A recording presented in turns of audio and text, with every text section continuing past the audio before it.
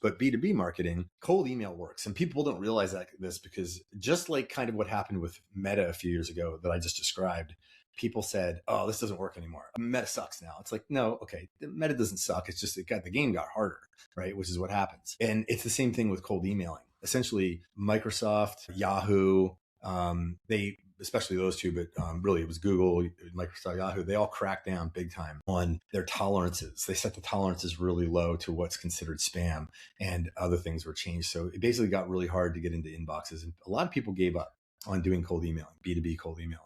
Well, guess what?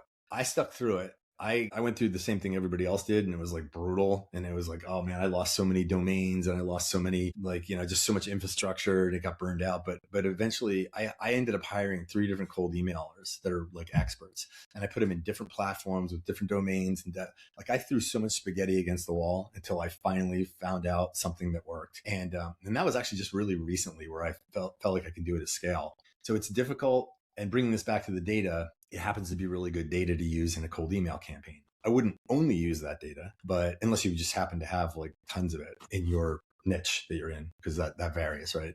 But that can work really, really well. And so, but it reframes the sales process from just selling data and being like, well, vaya con Dios and good luck to you, to I'm a data enhanced agency. That's what we do. For a lot of these customers, we say, well, we're basically data enhanced in the sense that we're using better data, and it becomes a competitive differentiator for you as an agency.